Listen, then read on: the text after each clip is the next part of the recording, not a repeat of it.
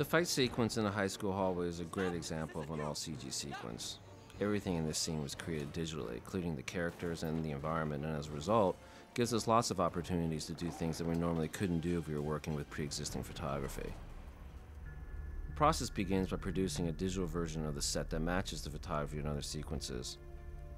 With the digital set in place, the director works with the layout department to design the fight choreography with simple representations of the character models. This layout becomes the starting template for editorial, and from there, the animation team begins the process of executing believable performances with real weight and physics.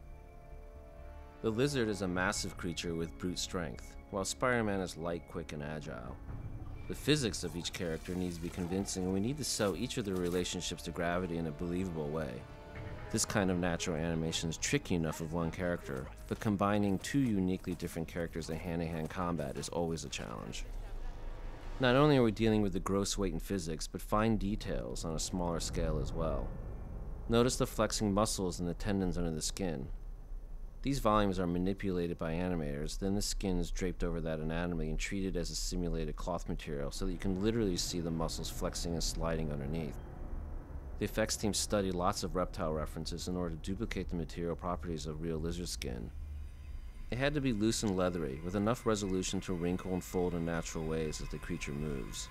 Simulations are applied to the internal anatomy as well as the skin so that the volumes respond to external forces as well. Notice how the volumes jiggle and resonate at impact, and the collisions need to affect the environment also. A lot of destruction that you see, like damage to these lockers, were modeled and animated for a specific look, along with the damage to the walls, door jambs, and other props, all of which ground the action in a believable way. Once we've fleshed the environment out with these high-resolution models, further details are brought out in the surface rendering. The posters and flyers were hand-painted, and ID photos of ImageWorks team members were substituted for the class portraits. Lighting played a key role in grounding this scene in reality and was artistically directed to support the story points, one of which is a power outage that gave us opportunities for dramatic lighting. A large window at the end of the hall became the daylight source to backlight the characters and provide bright highlights throughout the scene. And light coming through the classroom doors broke up the interior and became the source to highlight key moments. Even emergency lights were used to accent the action. Because the sequence is completely digital, entirely new shots and camera work could be made even at this late stage in production. As an example, the director can take a shot like this chase across the ceiling, and with animation already complete, is able to design more compelling camera work for a series of shots that supports the action in a much more interesting and dynamic way. Especially when coupled with effects details like dust, debris, sparks, and atmospheric depth cueing.